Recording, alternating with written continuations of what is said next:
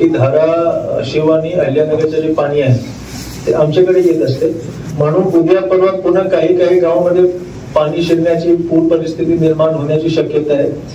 माझ्या सर्व नागरिकांना आव्हान आहे, गेल्या 5 दिवसात आम्ही जवळपास 4002 लोकांना पाण्यातून बाहेर काढलेलं आहे. जेव्हा आपल्याला स्थानिक प्रशासन, महसूल प्रशासन असो, पोलीस प्रशासन असो, जेव्हा आपल्याला आवाहन करते की आपण गाव सोडून बाहेर या, कृपया त्यांची मदत करावी.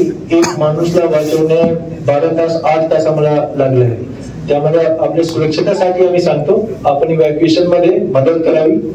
दुसरा, प्रत्येक तालुका स्तरावर मदत कक्ष आणि जिल्हा स्तरावर मदत कक्ष आम्ही सुरू केलेला आहे. त्याचे नंबर उद्या सगळे बातमीपत्र मध्ये प्रकाशित होईल.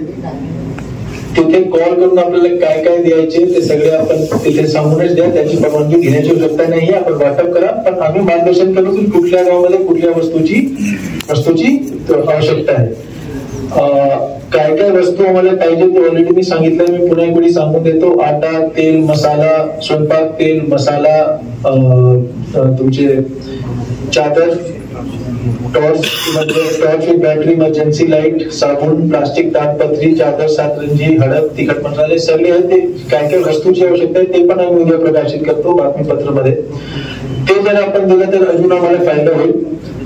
बाकी जेवण असो, लोकांना जेवण पोहोचवणे असो, शेल्टर रूमची सोय व्यवस्था असो, पाणी, पिण्याच्या पाणीचा प्रश्न असो, आरोग्याचा प्रश्न असो, सफाईचा असो, चाराचा असो, सगळे प्रश्न बद्दल रात्र दिवस आम्ही काम करत आहोत. पूर्ण टीम रात्र दिवस काम करत आहे.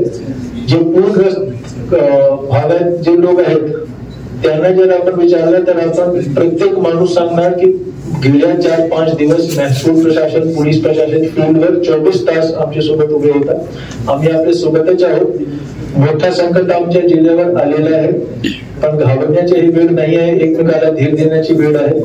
आम्ही नक्की सगळे सोबत मिळून, नागरिक आणि प्रशासन सगळे सोबत मिळून हा जे संकट आमच्या जिल्ह्यावर आलेले आहे त्याच्याशी लढूया आणि जिंकूया. धन्यवाद.